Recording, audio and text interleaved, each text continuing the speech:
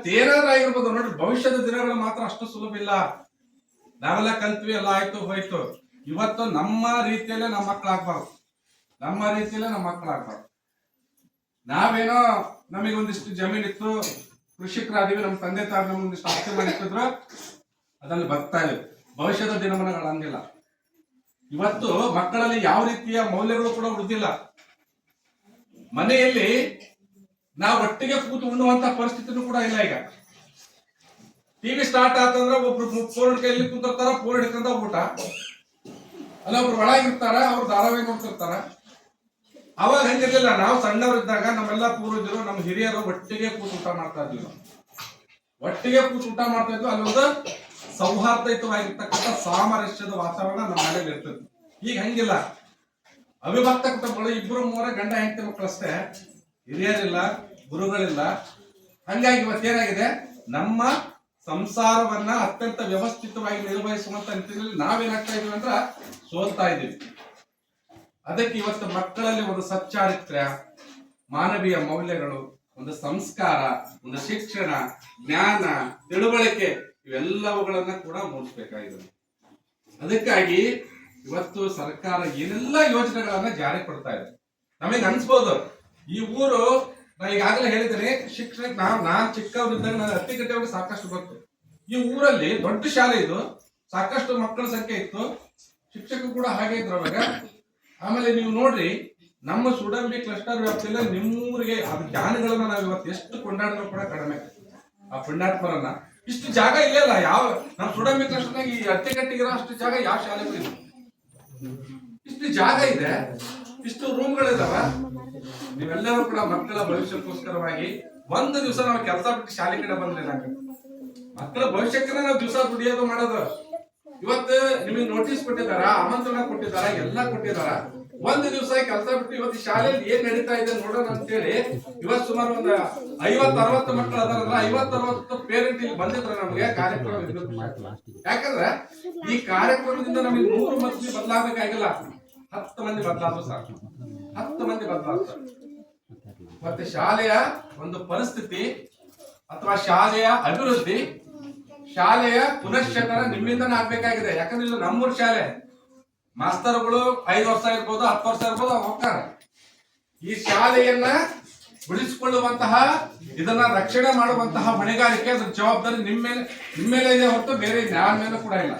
ಯಾಕಂದ್ರೆ ನಾವ್ ಯಾರು ಕೂಡ ಇಲ್ಲಿ ಬಹಳಷ್ಟು ಒಂದು 60-70 ಎಕರೆ ಜಮೀನು ಇರ್ತಕ್ಕಂಥ ಸ್ಥಿತಿವಂತರಲ್ಲ. ಅಮ್ಮಮ್ಮ ಅಂದ್ರೆ ಸಣ್ಣ ಹಿಡುವಳಿದವರು 5 ಎಕರೆ, 10 ಎಕರೆ, 2 ಎಕರೆ, 3 ಎಕರೆ ಜಮೀನು ಇರ್ಬೋದು.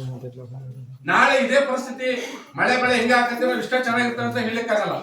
ಬರೀ ಕೇವಲ 2 ವರ್ಷ ಮಳೆ ಹೋಗಿ ಬರಗಾಲ ಏನಾದ್ರು ಬಂತು ಅಂತಂದ್ರೆ ನಮ್ಮ ಮಕ್ಕಳ ಪರಿಸ್ಥಿತಿ, ನಮ್ಮ ಪರಿಸ್ಥಿತಿ ಹೇಳಲಿಕ್ಕಾಗಲ್ಲ, ಅಷ್ಟಾಗುತ್ತೆ. ಅವಾಗ ಮತ್ತು ನಮಗೆ ಅನಿವಾರ್ಯವಾಗಿ ಶಾಲೆ, ಸರ್ಕಾರಿ ಶಾಲೆಗಳು ನಮ್ಗೆ ಗತಿ ಆಗ್ತದೆ. ಅದಕ್ಕ ಸರ್ಕಾರ ಮಕ್ಕಳ ಶಿಕ್ಷಣದ ಒಂದು ಅಭ್ಯುದಯಕ್ಕಾಗಿ ಏನೆಲ್ಲ ಯೋಜನೆಗಳನ್ನ ಜಾರಿ ಮಾಡ್ತಾರೆ.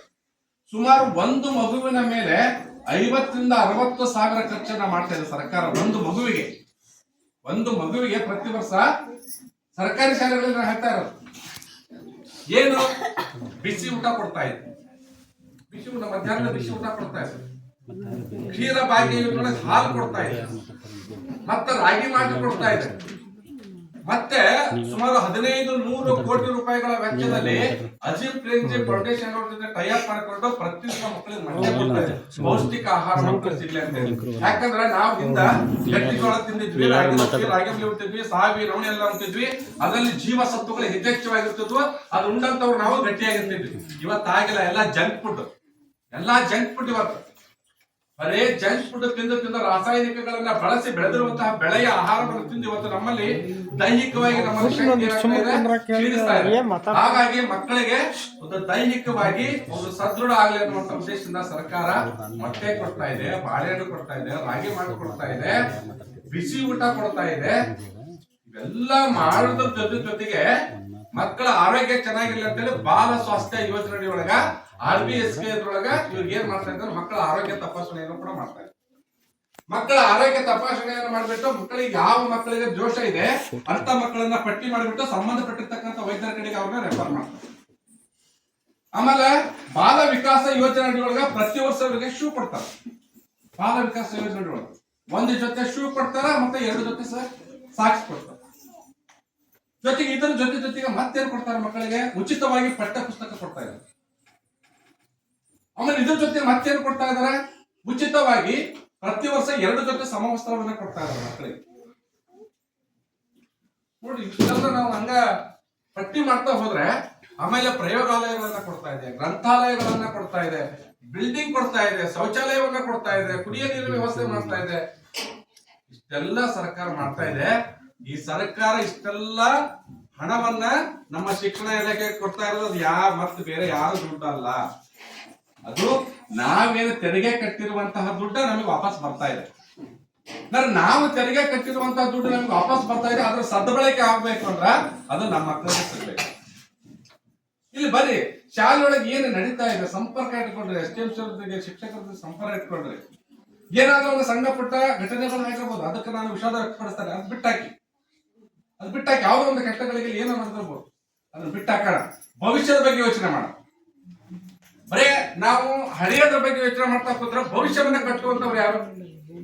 ಭವಿಷ್ಯವನ್ನ ಕಟ್ಟಿಕೊಟ್ಟು ನಮ್ಮ ಮಕ್ಕಳ ಭವಿಷ್ಯವನ್ನು ಆ ಮಕ್ಕಳ ನೋಡಿ ಎಷ್ಟು ನಿರೂಪಣೆ ಮಾಡ್ತಾ ಇದ್ದಾರೆ. ಇದು ಆಗಲೇ ನಮ್ಮ ಜಮೀರ್ ಸರ್ ಒಂದು ಮಾತಂದ್ರು, ನಾವು ಹೊಲದಲ್ಲಿ ಬೀಜವನ್ನ ಬಿತ್ತವೆ, ಆ ಬೀಜವನ್ನ ಬಿತ್ತು ಸುಮ್ಮನೆ ಆಗಲ್ಲ. ಬೀಜ ಬಿತ್ತದಕ್ಕಿಂತ ಮತ್ತೆ ನಾವೇನ್ ಮಾಡ್ತೇವೆ? ಆ ಹೊಲವನ್ನ ಹಸನಾಗಿ ಹರಿಗಿರ್ತವೆ, ಒಂದ್ 2-3 ಸಲ ಹರಿಗಿರ್ತವೆ, ಮತ್ತೆ ಕುಂಟಿ ಹೊಡಿತೀವಿ. ಕುಂಟಿ ಹೊಡೆದು ಮತ್ತೆ ಅದ್ರಾಗ ಅದಕ್ಕೆಲ್ಲ ಮಣ್ಣು ಗಟ್ಟಿದ್ರ ಅದಕ್ಕೆ ಜಡಿ ಗಟ್ಟಿದ್ರ ಮತ್ತೆ ಅದನ್ನ ಕೊಂಡು ಹೊಡಿತೇವೆ, ಸಮ ಮಾಡ್ತೇವೆ, ಹಸರು ಮಾಡಿ ಅದ್ರೊಳಗೆ ನಾವು ಊರಿಗೆ ತಗೊಂಡು ಅಥವಾ ರಂಟಿ ತಗೊಂಡು ಬೀಜ ಬಿತ್ತಾದ್ಮೇಲೆ ಸುಮ್ಮನೆ ಇರಲ್ಲ. ಮತ್ತೆ ನಾವು ಏನ್ ಮಾಡ್ತೇವೆ? ಅದು ಸ್ವಲ್ಪ ಮೊಳಕೆ ಹೊಡೆದ್ಮೇಲೆ ಹರಗ್ತವೆ. ಹರಗಿ ಮೊಳಕೆ ಹೊಡೆದ್ಮೇಲೆ ಸ್ವಲ್ಪ ಮ್ಯಾಲ ಬಂದ್ಮೇಲೆ ಮತ್ತೆ ಅದಕ್ಕೆ ಹುಲ್ಲು ಗುಡಿ ಕಸವಾಗಿ ಅಲ್ಲೇ ಕಮರಿ ಹೋಗ್ಬಾರ್ದು ಬೆಳೆ ಅಂತ ಮತ್ತೆ ಏನ್ ಮಾಡ್ತೇವೆ? ಕಳೆ ತೆಗಿತೇವೆ, ಗೊಬ್ಬರ ಹಾಕ್ತೇವೆ, ಕಾಲಕ್ಕೆ ಮತ್ತೆ ನೀರ್ ಬಿಡ್ತೇವೆ. ಹೀಗಾದಾಗ ಮಾತ್ರ ನಮಗೆ 1 ವರ್ಷದ ಬೆಳೆ ಯಥೇಚ್ಛವಾಗಿ ಬರ್ತದೆ. 1 ವರ್ಷದ ಬೆಳೆ ಸಮೃದ್ಧವಾಗಿ ಬರ್ತೈತೆ. ಅದು 1 ವರ್ಷಕ್ಕೆ ಮಾತ್ರ ಸೀಮಿತ ಆ ಬೆಳೆ. ಆದ್ರೆ ಈ ಮಕ್ಕಳಿಗೆ ನೀವು ಸಂಸ್ಕಾರವನ್ನ ಕೊಟ್ರೆ, ಈ ಮಕ್ಕಳಿಗೆ ಆಮೇಲೆ ಶಿಕ್ಷಣವನ್ನ ಕೊಟ್ರೆ, ಈ ಮಕ್ಕಳ ಭವಿಷ್ಯಕ್ಕೋಸ್ಕರ ನೀವು ಕಷ್ಟಪಟ್ರಿ ಅಂದ್ರೆ ಇದು ಜೀವನ ಪರ್ಯಂತ ಸಮೃದ್ಧವಾದ ಬೆಳೆ. ಜೀವನ ಪರ್ಯಂತ ಸಮೃದ್ಧವಾದ ಬೆಳೆ. ಉದಾಹರಣೆಗೆ ನಮ್ಮ ತಂದೆ ತಾಯಿಗೆ 10 ಜನ ಮಕ್ಕಳು. ನಾವು 10 ಜನ ಮಕ್ಕಳಲ್ಲಿ ನಾನು ಒಬ್ಬನೇ ಓದಿದ್ದು. 10 ಜನ ಮಕ್ಕಳಲ್ಲಿ ನಾನು ಒಬ್ಬನೇ ಓದಿದ್ದು. 7 ಜನ ಹೆಣ್ಮಕ್ಳು, 3 ಜನ ಗಂಡು ಮಕ್ಕಳು. ನಾವು ನಂದೇ ಫಸ್ಟ್. ನಮ್ಮ ಮನೆಗೆ ಜನರೇಷನ್ ನಾನು ಶಿಕ್ಷಣವನ್ನು ಪಡ್ಕೊಳ್ಳೋದು ನಂದೇ ಫಸ್ಟ್. ನನಗಿಂತ ಪೂರ್ವದಲ್ಲಿ ನಮ್ಮ ಅಜ್ಜರಾಗ್ಲಿ ನಮ್ಮ ಅಪ್ಪರಾಗ್ಲಿ ಯಾರು ಶಿಕ್ಷಣ ಪಡ್ಕೊಂಡಿಲ್ಲ. ನನ್ನಿಂದಲೇ ಶಿಕ್ಷಣ ಸ್ಟಾರ್ಟ್ ಆಯ್ತು. ನಾನು ಒಬ್ಬನು ಓದಿದಕ್ಕೆ ಇವತ್ತು ನಮ್ಮ ಮನೆಗೆ 4 ಜನ ನೌಕರಿಗಾರನ ಮಾಡಿದೆ. ನನ್ನ ಸಂಸ್ಕಾರ ಅವ್ರಿಗೆ ಸಿಕ್ತು. ನಮ್ಮ ಅಕ್ಕಂಗೆ ಮಕ್ಕಳಿಗೆ ಓದಿಸ್ತಾ ಇದ್ದಾರೆ. ಇಲ್ಲಿ ಏನಾಗುತ್ತೆ ಅಂತಂದ್ರೆ, ಇದು ಈ ಒಂದು ಶಿಕ್ಷಣದ ಸಂಸ್ಕಾರ ಬೆಳೀತು ಅಂದ್ರ ನಮ್ಮಲ್ಲಿ ಒಂದು ಬಹಳಷ್ಟು ಒಂದು ಸಿಸ್ಟಮ್ ಅಳವಡೆ. ಬಿಡಮರೆ ಅವನಿಗೇನು ದೊಡ್ಡ ನೌಕರಿ ಬರ್ಬೇಕಾಗಿಲ್ಲ, ಓದೋದೆ SLC ಓದ್ಕೊಂಡ್ರೆ ಸಾಕು ಜ್ಞಾನಕ್ಕೆ. ನೋಡಿ, ನಮಗೆ ನೌಕರಿಗೋಸ್ಕರ ನಾವು ಯಾರು ಓದೋದ್ ಬೇಡ. ನೌಕರಿಗೋಸ್ಕರ ನಾವು ಯಾರು ಓದೋದ್ ಬೇಡ. ನಮ್ಮ ಜ್ಞಾನವಾದ ಬೆಳವಣಿಗೆಗೋಸ್ಕರ ನಾವು ಓದ. ನಮ್ಮ ಮಗು ಅಟ್ಲೀಸ್ಟ್ ಈಗ ಉದಾಹರಣೆಗೆ ಅವನು ಒಂದು ಡಿಗ್ರಿ ಮಾಡ್ಕೊಂಡ, ಒಂದು 20 ಎಕರೆ ಹೊಲ ಐತಿ. ಆ 20 ಎಕರೆ ಹೊಲವನ್ನ ವ್ಯವಸ್ಥಿತವಾಗಿ ಮುನ್ನಡೆಸುವಂತ ಸ್ಕಿಲ್ ಬೇಕಾ ಅವನಿಗೆ? ಆ ಒಂದು ಜ್ಞಾನ ತಿಳುವಳಿಕೆ ಬೇಕಾ? ಇಲ್ಲ ಅಂತಂದ್ರೆ ಅಪ್ಪ ಮಾಡಿರ್ತಕ್ಕಂಥ ಆಸ್ತಿಯನ್ನ ಸುಮ್ಮನೆ ಏನೋ ಮಾಡಿ ಅವನಿಗೆ ಸರಿಯಾಗಿ ಬಳಸ್ಕೊಳಕ್ ಬರದೆ ಅದನ್ನ ಹಾಳು ಮಾಡುವಂತ ಪರಿಸ್ಥಿತಿ ಇರ್ತದೆ. ಅವನಿಗೆ ಜ್ಞಾನ ಎದಕ್ ಬೇಕಂದ್ರೆ ಜೀವನವನ್ನು ನಿರ್ವಹಿಸ್ಲಿಕ್ಕೆ ಜ್ಞಾನ ಬೇಕು. ವ್ಯವಸ್ಥಿತವಾಗಿ ಜೀವನವನ್ನು ನಿರ್ವಹಿಸ್ಲಿಕ್ಕೆ ಜ್ಞಾನ ಬೇಕು. ಹಾಗಾಗಿ ನೀವು ಇವತ್ತೇನ್ ಮಾಡಿದ್ರಲ್ಲ, ಪಾಲಕರು, ಪೋಷಕರು, ತಂದೆ ತಾಯಿಗಳು, ಊರಿನ ಗ್ರಾಮಸ್ಥರು ಈ ಶಾಲೆ ಬಗ್ಗೆ ವಿಶೇಷವಾಗಿರ್ತಕ್ಕಂಥ ಅಭಿಮಾನ, ಪ್ರೀತಿ, ಕಾಳಜಿಯನ್ನು. ಇದು ನಮ್ಮ ಶಾಲೆ, ನಮ್ಮೂರು ಶಾಲೆ. ಮಾಸ್ತರ್ ಬರ್ತಾರ ಹೋಗ್ತಾರ. ಮಾಸ್ತರು ಚೆನ್ನಾಗಿಲ್ಲಿ ಹಿಂದಿನಿಂದಲೂ ಕೂಡ ಒಂದು ಒಳ್ಳೆಯ ಸಂಸ್ಕಾರವನ್ನ ಬಿಟ್ಟು ಅತ್ತಿ ಕಟ್ಟಿ ಇವತ್ತು ಕೂಡ ಅತ್ತಿ ಕೂಡ ಸಾಕಷ್ಟು ಜನ ನೌಕರರ ಒಳ್ಳೆ ವಿದ್ಯಾವಂತರ ಊರಿದು, ಬುದ್ಧಿಜೀವಿಗಳ ಊರು. ಕಲೆ ಸಂಸ್ಕೃತಿ ಅಂತೂ ಯಥೇಚ್ಛವಾಗಿ ಇಲ್ಲ ಕಳ್ಕೊಂಡ್ಬರ್ತೈತೆ. ಅಷ್ಟು ಕಲೆ ಸಂಸ್ಕೃತಿಗೆ ಒಂದು ನೆಲೆ ಇದೆ. ಅತ್ತಿಕಟ್ಟೆ ಅಂದ್ರ ಅದನ್ನ ಯಾವಾಗ ಬರ್ತೈತಿ ಅಂತಂದ್ರೆ ನಮ್ಮಲ್ಲಿ ಉತ್ತಮ ಸಂಸ್ಕಾರ, ಸಚ್ಚಾರಿತ್ರಗಳು, ಒಳ್ಳೆ ಶಿಕ್ಷಣ ಸಿಕ್ಕಾಗ ಇನ್ನೂ ಕೂಡ ಅದು ವೃದ್ಧಿ ಆಗಕ್ಕೆ ಸಾಧ್ಯ ಇದೆ. ಅದಕ್ಕೆ ನೀವೆಲ್ಲರೂ ಕೂಡ ಆ ದಿಶೆಯಲ್ಲಿ ಪ್ರಯತ್ನ ಮಾಡಬೇಕು. ಬರೀ ಕೇವಲ ಶಿಕ್ಷಕರು ಮಾಡಿದ್ರೆ ಮಾತ್ರ ಯಾವುದು ಅಲ್ಲಿ ಆಗೋದಿಲ್ಲ. ನೆನಪಲ್ಲಿ ಬರೀ ಕೇವಲ ಶಿಕ್ಷಕರು. ಯಾಕಂದ್ರೆ ಇವತ್ತು ಮಕ್ಕಳಿಗೆ ಯಾರಿಗೂ ಕೂಡ ಓದುವ ಹವ್ಯಾಸಗಳಿಲ್ಲ. ಮಕ್ಕಳಿಗೆ ಓದುವ ಹವ್ಯಾಸವನ್ನ ಬೆಳೆಸ್ರಿ. ಟಿವಿ ಬಿಟ್ಟಾಕ್ರಿ. ತ್ಯಾಗ ಮಾಡ್ಬೇಕಂತ ಆಗಲ್ಲ. ನಮ್ಮ ಆಸೆ ಆಕಾಂಕ್ಷೆಗಳನ್ನ ಮಕ್ಕಳ ಭವಿಷ್ಯಕ್ಕೋಸ್ಕರ ಬದಿ ಗೊತ್ತಬೇಕು ಅಂದೆ. ನಿಮ್ಮ ಆಸೆ ಆಕಾಂಕ್ಷೆಗಳಂದ್ರೆ ಯಾವ ಇವೆ? ಟಿವಿ ನೋಡಿ ಧಾರಾವಾಹಿ ಬಿಡಬೇಕು, ಮಕ್ಕಳನ್ನು ಕುತ್ಕೋಬೇಕು, ಒಂದು ಅರ್ಧ ಗಂಟೆ ಕುತ್ಕೋಬೇಕು. ಅವ್ರು ಏನ್ ಓದ್ತಾರ ನೋಡ್ರಿ, ನಿಮಗೆ ಹೇಳ್ಕೊಡೋ ಸಾಮರ್ಥ್ಯ ಇರ್ಲಿಕ್ಕಿಲ್ಲ, ಅಟ್ಲೀಸ್ಟ್ ಅವ್ರು ಏನ್ ಓದ್ತಾರ, ಅವ್ರು ಏನ್ ಬರೀತಾರ ನೋಡ್ರಿ. ನಿಮ್ಮ ಮಕ್ಕಳ ಬಗ್ಗೆ ಕಾಳಜಿ ಬರ್ಲಿ. ಅವಾಗ ಏನಾಗುತ್ತೆ, ಮಕ್ಕಳಿಗೆ ಒಂದು ಪ್ರಜ್ಞೆ ಬೆಳಿತೈತಿ. ಓ, ನಮ್ಮ ಅಪ್ಪಾಜಿ ನೋಡ್ತಾನ, ನಮ್ಮ ಅಪ್ಪಾಜಿ ನನ್ ಕೇಳ್ತಾನ, ನಮ್ಮ ಮಮ್ಮಿ ಕೇಳ್ತಾಳ, ನಮ್ಮ ಅಜ್ಜ ಕೇಳ್ತಾಳ, ನಮ್ಮ ಅಜ್ಜಿ ಕೇಳ್ತಾಳ. ಈ ಒಂದು ಪ್ರಜ್ಞೆ ಮಕ್ಕಳಿಗೆ ಬೆಳಿತೈತಿ. ಆಮೇಲೆ ಮಕ್ಕಳಿಗೆ ಮೊಬೈಲ್ ಬಿಟ್ಟು ಅವ್ರ ಜೊತೆ ಚೆನ್ನಾಗಿ ಕುತ್ಕೊಂಡು ಊಟ ಮಾಡ್ರಿ. ಸಾಯಂಕಾಲ ರಾತ್ರಿ ಊಟ ಮಾಡ್ರಿ, ಬೆಳಿಗ್ಗೆ ಅವ್ರ ತಿಂಡಿ ಎಲ್ಲ ಹೊಟ್ಟೆಗೆ ಕುತ್ಕೊಂಡು ತಿನ್ರಿ. ಅವಾಗ ಅವ್ರಿಗೇನ್ ಅನಿಸ್ತತಿ, ಎಷ್ಟೋ ಮಕ್ಕಳಿಗೆ ತಂದೆ ತಾಯಿ ಪ್ರೀತಿ ಸಿಗ್ತಾ ಇಲ್ಲ, ಎಷ್ಟೋ ಮಕ್ಕಳಿಗೆ ತಂದೆ ತಾಯಿ ಪ್ರೀತಿ ಸಿಗ್ತಾ ಇಲ್ಲ. ಏನಂತಂದ್ರೆ ಮನೆ ಬಂದ ತಕ್ಷಣ ಮೊಬೈಲ್ ಹಿಡ್ಕೊಂಡ್ ಕುತ್ಕೊಂಡ್ಬಿಡೋದು, ಪಬ್ಜಿನ ಏನೋ ಆಡ್ಕೊಂತ ಕುಂತ್ಬಿಡೋದು, ಹೋಗೋದು ಪಬ್ಜಿ ಆಡ್ಕೊಂತ ಕುಂದ್ರೋದು, ಟಿವಿ ನೋಡೋದು, ಇನ್ನೇನು ಮಾಡೋದು. ನೀವು ಸುಸ್ತಾಗಿ ಕೆಲಸದಿಂದ ಬಂದಿರ್ತೀರಿ ಪಾಪ, ನಿಮಗೆ ಮಕ್ಕಳ ಜೊತೆ ಒಂದು ಅರ್ಧ ತಾಸು ಟೈಮ್ ಸ್ಪೆಂಡ್ ಮಾಡಿ, ಮಕ್ಕಳ ಜೊತೆ ಪ್ರೀತಿಯಿಂದ. ಶಾಲೆ ಹೋಗಿದ್ದ ನಮ್ಮ ಇವತ್ತು ಶಾಲೆ ಹೋಗಿದ್ದ ಯಾವ ಸರ್ ಏನ್ ಹೇಳಿದ್ರು, ಈ ಮೇಡಮ್ ಏನ್ ಹೇಳಿದ್ರು, ಎಷ್ಟು ಓದಿ, ಎಷ್ಟು ಬರ್ದಿ, ಹಾಡು ಹೇಳಿದೆ, ಯಾವ್ದಾರ ಏನಾರ ನಾಟಕ ಮಾಡಿದ್ರೆ, ಅದು ಏನ್ ಮಾಡಿದ್ರೆ, ಆಟ ಆಡಿದೆ, ಈ ತರ ಮಾತಾಡಿ ಅವ್ರ ಜೊತೆ, ಮಕ್ಕಳ ಜೊತೆ ಮಾತಾಡಿ ಪ್ರೀತಿಯಿಂದ ಅವ್ರ ಜೊತೆ. ಯಾಕಂದ್ರ ಮಕ್ಕಳಿಗೆ ಪ್ರೀತಿಯನ್ನು ಕೊಡ್ಬೇಕಾಗಿದೆ ಇವತ್ತು. ನಾವು ಮಕ್ಕಳಿಗೆ ಬಹಳಷ್ಟು ಮುಖ್ಯವಾಗಿ ಬೇಕಾಗಿರ್ತಕ್ಕಂಥದ್ದು ಇವತ್ತು ಪ್ರೀತಿ.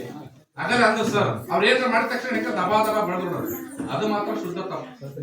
ಯಾಕಂದ್ರ ಮಕ್ಕಳನ್ನ ಪ್ರೀತಿಯಿಂದ ಗೆಲ್ಬೇಕಾಗಿದೆ, ನಾವು ಮಕ್ಕಳನ್ನ ಪ್ರೀತಿಯಿಂದ ಗೆಲ್ಬೇಕಾಗಿದೆ. ಯಾಕಂದ್ರ ನಿಮ್ಮಂಗೆಲ್ಲ ಅವಾಗ ಏನಾಗಿತ್ತು ಗೊತ್ತಾ, ನಮಗೆ 5-6 ಮಕ್ಳು ಇರ್ತದ, 5-6 ಮಕ್ಳು ಇರ್ತದ ಅಂದ್ರ ಯಾರೊಬ್ರು ಶಾಲೆ ಬಿಟ್ಟು ಹಾಕ್ಯ ಮಾಡ್ರಿ, ಅವ್ನು ಬೇರೆ ಹಾಕ್ಯ ಮಾಡ್ರಿ ಸತ್ತು ಸಾಯ್ತಾನ ಅಂತ ಹೋಗಿದ್. ಯಾಕಂದ್ರೆ ಅವಾಗ 5-6 ಮಕ್ಳು ಸತ್ತು ರೂಪಾಯಿ ಸಾಯ್ತಾನಂತ. ಈಗ ಹಂಗಲ್ಲ, ಇರೋದ 1-2 ಇರ್ತಾವ, 1-2 ಇರ್ತಾವ. ಆರ್ತಿಗೆ ಒಬ್ಳು ಕೀರ್ತಿ 1-2 ಇರ್ತಾವ. ಏನಾರ ಮಾಡಿ ಸ್ವಲ್ಪ ಅವ್ರು ನಮ್ಮ ಮೇಲೆ ಬ್ಲಾಕ್ ಮೇಲ್ ಮಾಡ್ತಾರ, ಮಕ್ಳು ನಮ್ಮ ಮೇಲೆ ಬ್ಲಾಕ್ ಮೇಲ್ ಮಾಡ್ತಾರ. ಏನೋ ಸ್ವಲ್ಪ ನೋಡ್ ನಾ ಇವ್ ಬಿಡ್ಲಾಕಂತ ನಾವು ಓಡಕ ನೋಡು, ನಮ್ಮ ಮೇಲೆ ಬ್ಲಾಕ್ ಮೇಲ್ ಮಾಡ್ತಾರ ಅವ್ರು. ನಾವೇನ್ ಮಾಡ್ತೇವೆ, ಪಿಗಿ ಪಂಬರ್ ಇರ್ತಾಗ ಇರೋಕೊಂಡೈತಿ ಹಾಕ್ಬೇಕತ್ಲಾಗ ಇದ್ದಿಟ್ಟು ಓದ್ಕೊಂತಾರ. ಆದ್ರ ಬಾಲ್ಯದಿಂದನ ಚಿಕ್ಕವರಿದ್ದಾಗ ಅವ್ರಿಗೆ ಒಳ್ಳೆ ಪ್ರೀತಿ ಕೊಡಿ. ಹಂಗಂತೇಳಿ ದೊಡ್ಡ ದೊಡ್ಡ ಶ್ರೀಮಂತರ ಮಕ್ಕಳು ಇವತ್ತು ಏನಾಗ್ತದ ಗೊತ್ತಾ, ಅವ್ರಿಗೆ ಓದುವಂತ ಪ್ರಜ್ಞೆ ಬೆಳೆದ. ಎಷ್ಟು ಬೇಕಾಷ್ಟು ಆಸ್ತಿ ಇರುತ್ತೆ, ಎಷ್ಟು ಬೇಕು ಶುದ್ಧಾಂತರ ನೌಕರಿ, ಎಷ್ಟು ಅವ್ರಿಗೆ ಓದುವಂತ ಪ್ರಜ್ಞೆ. ಅವರ S officer K S officer. ಮತ್ತೆ ನಮ್ಮ ಗ್ರಾಮೀಣ ಪ್ರದೇಶದ ಮಕ್ಕಳು ಯಾವಾಗ ಆಗ್ಬೇಕಂಗ, ನಾವು ಬರೀ ಕೃಷಿಗೆ ಬಿಡದ, ಅದು ಯಾವಾಗ ಬರ್ಲಮ್ಮ, ಲಾಸ್ಟಿಗೆ ಬರ್ಲಿ, ಅಟ್ಲೀಸ್ಟ್ ಅವ್ರು ಡಿಗ್ರಿ ಮಾಡ್ಕರ್ಲಿ, ಮಾಸ್ಟರ್ ಡಿಗ್ರಿ ಮಾಡ್ಕರ್ಲಿ, ಶಂಕರಾಣಿ ಮಾಡ್ಕರ್ಲಿ, ಶಂಕರಾಣಿಗೆ ನೌಕರಿ ಡಿಗ್ರಿ ಮಾಡ್ಕರ್ಲಿ. ಈಗ ಅಟ್ಲೀಸ್ಟ್ ನಮ್ಮ ಅಧ್ಯಕ್ಷರು ನೀವು ಈ ಲೆವೆಲ್ಗೆ ನಾವು ಒಂದು ಉತ್ತಮ ರೀತಿಯಲ್ಲಿ ಬದುಕಲಿಕ್ಕೆ ನಮಗೆ ಅದಕ್ಕೆ ಒಂದು ಬೇಸ್ ಆಗುತ್ತೆ ಶಿಕ್ಷಣ. ಅದಕ್ಕೆ ನೀವು ಮಕ್ಕಳನ್ನ ಹೋಗ್ಬಿಟ್ರೆ ಸಾಕು, ಯಾರು ಬೇಕು SLC ಮಾಡ್ಕೊಂಡ್ರ ಸಾಕು. ಹೆಣ್ಣುಡ್ರ ನಂತರ ನೀವು ಯಾರು ಕಳ್ಸಂಗಿಲ್ಲ ಶಾಲೆ. ಹೆಣ್ಣುಡ್ರು ಓದಿದ್ರ ಈ ಜಗತ್ತನ್ನ ನಿರ್ಮಾಣ ಮಾಡುವಂತ ಶಕ್ತಿ ಹೆಣ್ಣುಡ್ರ ಕೈಯಾಗಿ. ಒಂದು ಮನೆತನವನ್ನ ಬೆಳಗುವಂತಹ ದಿವ್ಯ ಶಕ್ತಿ ಒಬ್ಬ ಹೆಣ್ಣು ಮಗುವಿನಲ್ಲಿ. ಅದಕ್ಕ ಹೆಣ್ಣೊಂದು ಕಲಿತರೆ ಶಾಲೆ ಅಂತ ತೆರೆದಂತ ಕೇಳಿದ್ರೆ ನೀವು ಹೆಣ್ಣು ಮಕ್ಕಳನ್ನ ವಿದ್ಯಾವಂತರನ್ನಾಗಿ ಮಾಡಿ. ಯಾವ್ದೋ ಒಂದು ಅವಘಡ ಎಲ್ಲೋ ಒಂದ್ ನಡೀತು, ಯಾವ್ದೋ ಒಂದು ಹುಡುಗಿ ಏನೋ ಮಾಡ್ಕೊಂಡ್ ಬಂದ ತಕ್ಷಣ ಇಡೀ ಜಗತ್ನಾಗ ಇರತ್ತ ಹೆಣ್ಮಕ್ಳು ಮಾಡ್ಕೊಂತಾರ ಅಂತ ಹೇಳಿ ಭ್ರಮಿಸತ್ ತಪ್ಪು. ಹೌದಲ್ಲ, ನಾವೇನ್ ಮಾಡ್ತೇವಿ, ಯಾವ್ದೋ ಒಂದ್ ಏನೋ ಒಂದು ಅವಘಡ ಆಗಿರ್ತತಿ, ಅದನ್ನೇ ಬರೀ ತೆಗಿಪದ ನನ್ನ ಮಗ ಚಂದ್ರ ಮತ್ತೆ ಅಲ್ಲಿ ನೋಡೇವಲ್ಲ ಕೆಟ್ಟಗಳಿಗೆ ಹಂಗ ಬರೀ ಅದೇ ಯೋಚನೆ, ಬರೇ ನಕಾರಾತ್ಮಕ, ಬರೇ ಕೆಟ್ಟ ಯೋಚನೆ ಮಾಡ್ತೇವೆ ನಾವು. ನನ್ನ ಮಗಳು ಅವಳಲ್ಲಿ ಆ ಒಂದು ಶಕ್ತಿಯನ್ನು ಬೆಳೆಸಬೇಕು, ಆ ಒಂದು ಧೈರ್ಯ ಬೆಳೆಸಬೇಕು. ಏನೇ ಬಂದ್ರು ಕೂಡ ಅದನ್ನ ಎದುರಿಸಿ ಅದರ ಆ ಸವಾಲನ್ನ ಮೆಟ್ಟಿ ನಿಲ್ಲುವಂತ ಶಕ್ತಿಯನ್ನ, ಆ ಸಾಮರ್ಥ್ಯವನ್ನ ಬೆಳೆಸಬೇಕು ಅಂತಕ್ಕಂಥ ಒಂದು ಧೈರ್ಯವನ್ನ ಮಕ್ಕಳಿಗೆ ತುಂಬಬೇಕು ನೀವು. ಅದಕ್ಕ ಇವತ್ತು ತಂದೆ ತಾಯಿಯರಲ್ಲಿ ಎಷ್ಟು ಆ ಮಹತ್ವದ ಶಕ್ತಿ ಐತೆ, ಸರ್ಕಾರ ಅದನ್ನ ಮನಗಂಡತಿ. ಸರ್ಕಾರ, ನಮ್ಮ ಶಿಕ್ಷಣ ಸಚಿವರು, ನಮ್ಮ ಇಲಾಖೆಯ ಪ್ರಧಾನ ಕಾರ್ಯದರ್ಶಿಗಳು, ನಮ್ಮ ಎಲ್ಲಾ ಅಧಿಕಾರಿಗಳು ಇದನ್ನ ಮನಗಂಡು ಅವ್ರು ಏನ್ ಮಾಡಿದಾರೆ ಅಂತಂದ್ರೆ, ಇವತ್ತು ಇಡೀ ಪೋಷಕರನ್ನ ಒಟ್ಟು ಸೇರಿಸಿ ಅವ್ರಿಗೊಂದು ಸಭೆಯನ್ನ ಮಾಡ್ಬೇಕು. ಈ ಶಾಲೆಯೊಳಗೆ ಏನೇನ್ ನಡೀತಾವ ಅನ್ನೋದ್ರ ಬಗ್ಗೆ ಹೇಳ್ಬೇಕು. FLN ಬಗ್ಗೆ ಹೇಳಿದ್ರು ಸರ್, LBL ಬಗ್ಗೆ ಹೇಳಿದ್ರು, ಇನ್ನೂ ಸಾಕಷ್ಟು. ಆಮೇಲೆ ಸಂಭ್ರಮ ಶನಿವಾರ ಅಂತ ಬರ್ತದೆ, ಪ್ರಾರ್ಥನಾ ಚಟುವಟಿಕೆ ಸಚೇತನ ಅಂತ ಒಂದು ಕಾರ್ಯಕ್ರಮ ಬರ್ತದೆ. ಸಾಕಷ್ಟು ಯೋಜನೆಗಳನ್ನ ನಮ್ಮ ಪ್ರಾಥಮಿಕ ಶಾಲೆಗಳಲ್ಲಿ, ಸರ್ಕಾರಿ ಶಾಲೆಗಳಲ್ಲಿ ಅದಾವೆ. ಆದ್ರೆ ಅವೆಲ್ಲವುಗಳು ಕೂಡ ಬಳಕೆ ಆಗ್ಬೇಕು, ಮಕ್ಕಳ ಸರ್ವಾಂಗೀಣವಾಗಿರುವಂತ ಒಂದು ಪ್ರಗತಿ ಆಗ್ಬೇಕು. ನೀವು ಬಹಳಷ್ಟು ನಾವು ಜನ ಇಂಗ್ಲಿಷ್ ವ್ಯಾಮೋಹಕ್ಕೆ ಒಳಗಾಗಿದ್ದೇವೆ ನೋಡ್ರಿ. ಇಂಗ್ಲಿಷ್ ವ್ಯಾಮೋಹಕ್ಕೆ ಒಳಗಾಗೋದು ತಪ್ಪು ಅಂತ ಹೇಳಲ್ಲ ನಾನು, ಇರ್ಲಿ. ಆದ್ರೆ ಇಂಗ್ಲಿಷ್ ನಮಗೆ ಬದುಕು ಕಟ್ಟಿಕೊಡ್ತೈತೆ ಅಂತ ಹೇಳಿಕ್ಕಾಗ. ನಮ್ಮ ಶಾಲೆಯೊಳಗ ವಿದ್ಯಾವಂತರಿದಾರ, ಒಳ್ಳೆ ಮೆರಿಟ್ ಶಿಕ್ಷಕರಿದಾರ, ಅದ್ರ ಬಳಸ್ಕೊಂಡು ಈಗೇನೋ ಒಂದ್ 2-3 ಜನ ಮಸ್ತ ಕಡಿಮೆ ಆಗಿರ್ಬೋದು, ಹಿಂಗೆ ಇರ್ತದೆ. ಮತ್ತೆ ಬರ್ಬೋದು, ಮತ್ತೆ ಒಂದು ಪುನಶ್ಚೇತನ ಸಿಗ್ಬೋದು ಶಾಲೆಗೆ. ಆ ಆಶಾ ಭಾವನೆ ಇಟ್ಕೊಂಡು ನಾವು ಬಾಳೋಣ, ಮಕ್ಕಳ ಭವಿಷ್ಯವನ್ನ ನಿರ್ಮಾಣ ಮಾಡೋಣ. ಆ ದಿಸೆಯಲ್ಲಿ ನೀವೆಲ್ಲರೂ ಕೂಡ ಪ್ರಯತ್ನ ಮಾಡಬೇಕು. ಇವತ್ತು ನೀವು ಇಷ್ಟನ ಜನ ಸೇರಿದಿರಿ, ನನಗಂತೂ ತುಂಬಾ ಖುಷಿ ಆಗಿದೆ. ಈ ನಮ್ಮ ವಿವೇಕಾನಂದ ಒಂದು ಮಾತು ಹೇಳ್ತಾರ, ಒಂದು ಶಕ್ತಿಯ ಬಲವರ್ತನೆಗಾಗಿ ನನಗೆ ಸಾವಿರಾರು ಕೈಗಳು ಬೇಕಾಗಿಲ್ಲ, ಸಾವಿರಾರು ಕೈಗಳ ಅವಶ್ಯಕತೆ ಇಲ್ಲ. ಕೇವಲ 10 ಜನ ತೊಡೆತ ನಮ್ಮ ತಾಯಿಯರು, ನಮ್ಮ ಮಹಿಳೆಯರಲ್ಲ, ಇಷ್ಟ ಜನ ಸಾಕು. ನಮ್ಮ ಶಾಲೆಯನ್ನು ವ್ಯವಸ್ಥಿತವಾಗಿ ಕಟ್ಟಕ್ಕೆ ಇಷ್ಟ ಜನ ಸಾಕು, ನಮ್ಗೆ ಬೇರೆ ಬೇಡ. ಆಮೇಲೆ ಎಸ್ಟಿಎಂ ಮಾಡೇವಿ ಅವರ ಬೇಡ ಅನ್ನುವಂತ ಒಂದು ಸಂಕುಚಿತ ಮನೋಭಾವನೆ ನಿಮ್ಗೆ ಯಾರು ಬೇಡ.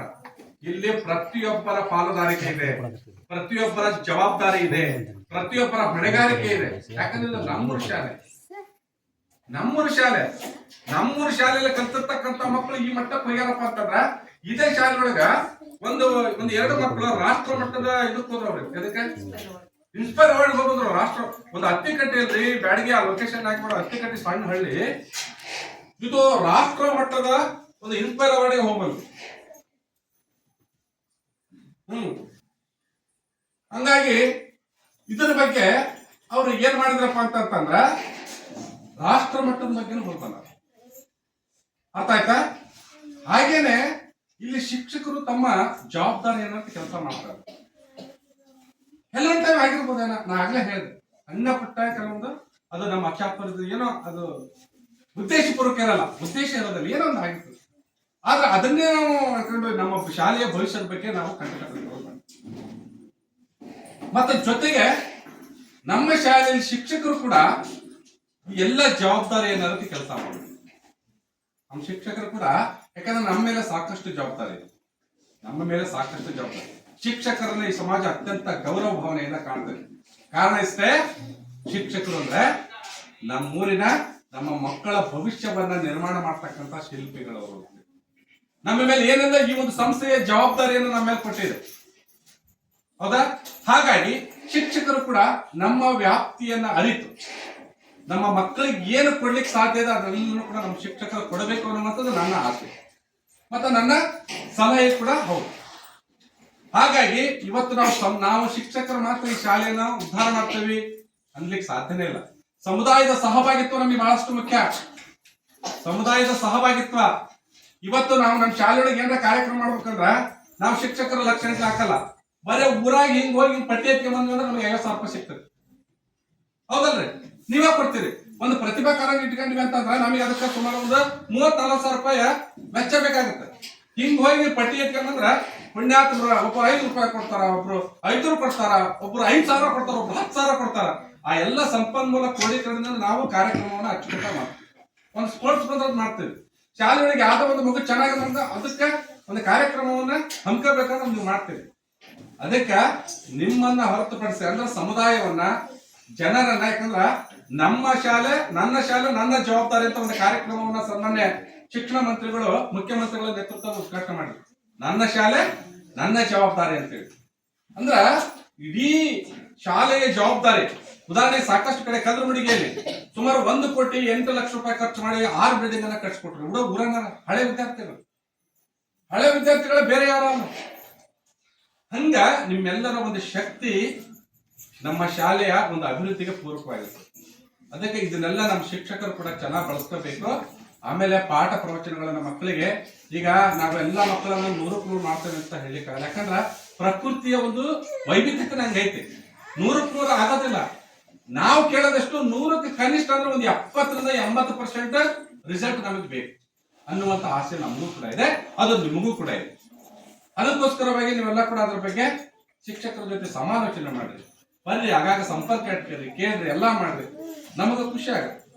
ಒಟ್ಟಾರೆ ನನ್ನ ಒಂದು ಅಭಿಲಾಷೆ ಇಷ್ಟೇ, ನನ್ನ ಒಂದು ಕಳಕಳಿ ಇಷ್ಟೇ, ನಮ್ಮ ಇಲಾಖೆಯ ಕಳಕಳಿ ಇಷ್ಟೇ, ನಮ್ಮ ಸರ್ಕಾರದ ಮಾನ್ಯ ಮುಖ್ಯಮಂತ್ರಿಗಳು ಮತ್ತು ಶಿಕ್ಷಣ ಮಂತ್ರಿಗಳು ಮತ್ತು ಪ್ರಧಾನ ಕಾರ್ಯದರ್ಶಿಗಳ ಕಳಕಳಿ ಇಷ್ಟೇ.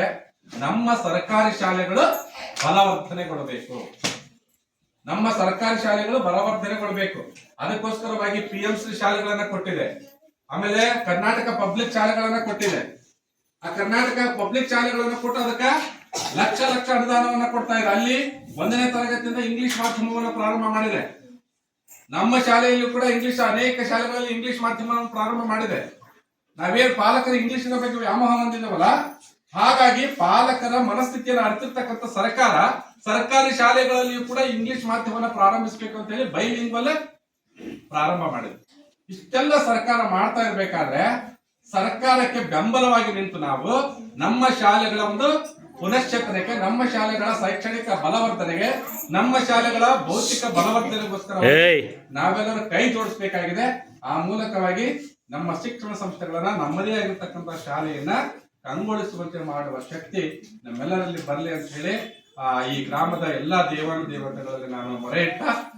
ಏನಂತಂದ್ರೆ ಇಲ್ಲಿ ಒಂದು ಕೇಂದ್ರ ಶಾಲೆ, ಉದಾಹರಣೆ ಒಂದು ಅತ್ತಿಕಟ್ಟಿ ದೊಡ್ಡ ಶಾಲೆ ಅಂದ್ರೆ ಇದು ಇಲ್ಲಿ ಮಕ್ಕಳ ಸಂಖ್ಯೆ ಜಾಸ್ತಿ ಇತ್ತು ಅಂತಂದ್ರೆ ಇದಕ್ಕ ಮತ್ತೆ ಅಟ್ಯಾಚ್ ಮಾಡಿ ಏನ್ ಮಾಡ್ತಾರ, ಒಂದು KPS ಶಾಲೆ ಅಂತ ಮಾಡ್ತಾರೆ.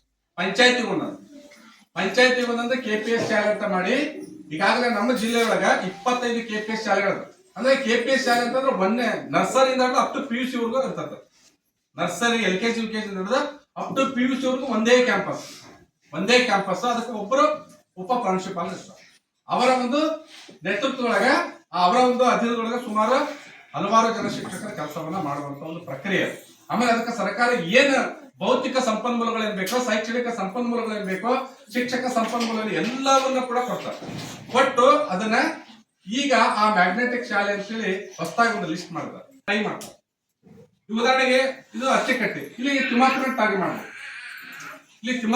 ಮಾಡ್ಬೋದು, ಅಥವಾ ಇನ್ನೊಂದು ಯಾವ್ದೋ ಶಾಲೆ ದುಮ್ಮಿ ಅಥವಾ ಇನ್ನೊಂದು ಯಾವ್ದೋ ಸಣ್ಣ ಹಳ್ಳಿ ಐತೆ ಅದನ್ನ ಟ್ಯಾಗ್ ಮಾಡ್ಬಿಟ್ಟು ಯಾಕಂದ್ರೆ ಟ್ಯಾಗ್ ಮಾಡ್ಬೇಕಂದ್ರೆ ಅದಕ್ಕೆ ಭೌತಿಕ ಸಂಪನ್ಮೂಲ ಬೇಕಾಗ್ತದೆ. ಏನು ಮುಖ್ಯವಾಗಿ ಬೇಕಾಗಿರ್ತಕ್ಕಂಥದ್ದು ನಿವೇಶನ, ಜಾಗ ಬೇಕು. ಬೇರೆ ಶಾಲೆಗಳಲ್ಲಿ ಜಾಗ ಇದೆ, ಇಲ್ಲಿ ನಿಮ್ಮಲ್ಲಿ ಬಿಲ್ಡಿಂಗ್ ಕಟ್ಟಬೇಕಾದ್ರೂ ಕೂಡ ಎಷ್ಟು ಬೇಕಷ್ಟು ಜಾಗ ಇದೆ, ಇಲ್ಲಿ ಕೊಟ್ಟರು ಕೊಡ್ಬೋದು. KPS ಶಾಲೆಯಲ್ಲಿ ಕೊಟ್ಟರು ಕೊಡ್ಬೋದು. ಮ್ಯಾಗ್ನೆಟ್ ಶಾಲೆ ಮಾಡಿ ಒಂದು 2-3 ಹಳ್ಳಿ ಟ್ಯಾಗ್ ಮಾಡಿ ಇಲ್ಲಿ ಕೊಟ್ಟರು ಕೊಡ್ಬೋದು, ಹೇಳಿಕ್ಕಾಗಲ್ಲ. ಅದಕ್ಕೆ ಭವಿಷ್ಯದಲ್ಲಿ ಏನೇನು ಆಗುತ್ತೆ, ಏನೇನು ಬದಲಾವಣೆ ಆಗುತ್ತೆ ಅನ್ನೋದು ಕೂಡ ಹೇಳಿಕ್ಕಾಗಲ್ಲ. ಬಟ್ ನಾವೆಲ್ಲರೂ ಕೂಡ ಒಂದು ಆಶಾಭಾವನೆಯಿಂದ ಮುಂದೆ ಸಾಗೋಣ. ಒಟ್ಟಾರೆಯಾಗಿ ನಮ್ಮ ಊರಿನ, ನಮ್ಮ ಮಕ್ಕಳ ಒಂದು ಶೈಕ್ಷಣಿಕ ಪ್ರಗತಿ ಉತ್ತರೋತ್ತರವಾಗಿ ಅಭಿವೃದ್ಧಿ ಆಗಬೇಕು. ಅದಕ್ಕೆ ನಮ್ಮೆಲ್ಲರ ಸಂಪೂರ್ಣವಾಗಿರುವಂತಹ ಸಹಕಾರ ಆಗಿರ್ಲಿ ಅನ್ನುವಂತಹ ಆಶಯವನ್ನು ವ್ಯಕ್ತಪಡಿಸ್ತಾ, ಇಲ್ಲಿ ನಮ್ಮ ಪುಟಾಣಿಗಳು ಎಷ್ಟು ಚೆನ್ನಾಗಿ ಇವತ್ತು ರೆಡಿ ಆಗ್ಯಾರ, ಖುಷಿ ಆಗ್ತಾ ಇದೆ. ನೀವು ಹಿಂಗೆ ಹೋಗ್ಬೇಕು, ಹಿಂಗೆ ಚೆನ್ನಾಗಿ ವೆಂಕಟರಣ್ಣ ಸರ್ ಮಾತಾಡ್ತಾರ, ಸರ್ ಮಾತಾಡ್ತಾರ, ನಮ್ಮ ಯಶಸ್ಸರ್ ಮಾತಾಡ್ತಾರ, ಮಾತಾಡ್ತಾರ, ಅದನ್ನೆಲ್ಲ ನೋಡಕ್ಕೆ ಅನುಕರಣೆ ಮಾಡಬೇಕು, ಕಲಿಬೇಕು.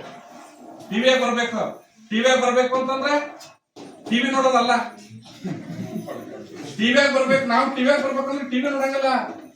ಟಿವಿಯಾಗ ಬರಕ್ ನಾನು ಏನ್ ಜ್ಞಾನವನ್ನ ಬೆಳೆಸ್ಬೇಕು ಅದನ್ನ ಓದ್ಬೇಕು, ಬರೀಬೇಕು, ತಿಳ್ಕೊಬೇಕು, ಆಮೇಲೆ ಟಿವಿಯಾಗ ಬರ್ಬೇಕು. ಅರ್ಥಾತ ಹಂಗಂತ ನಾ ಟಿವಿಯಾಗ ಬರ್ಬೇಕಂತ ಸುಮ್ಮನೆ ಟಿವಿ ಮುಗ್ದ ಹೆಂಗ ಮಾಡಲ್ಲ. ಅರ್ಥಾತಿಲ್ಲ.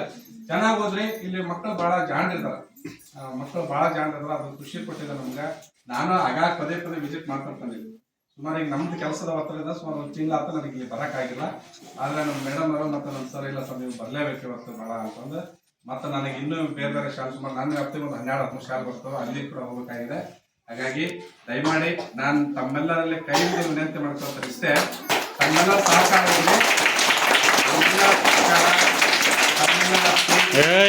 ತಮ್ಮೆಲ್ಲರ ಬೆಂಬಲ, ತಮ್ಮೆಲ್ಲರ ಜವಾಬ್ದಾರಿ ಶಾಲೆಯ ಮೇಲೆ ಇರಲಿ. ಶಾಲೆಯ ಸಮಗ್ರ ಅಭಿವೃದ್ಧಿಗೆ ನಿಮ್ಮೆಲ್ಲರ ಸಹಕಾರ ಇರಲಿ ಅಂತ ಮತ್ತೊಮ್ಮೆ ತಮ್ಮೆಲ್ಲರಲ್ಲಿ ವಿನಂತಿ ಮಾಡ್ಕೊಳ್ತಾ ನನ್ನ ಮಾತುಗಳಿಗೆ ವಿರಾಮವನ್ನು ನೀಡ್ತಾ ಇದ್ದೇನೆ. ಎಲ್ರಿಗೂ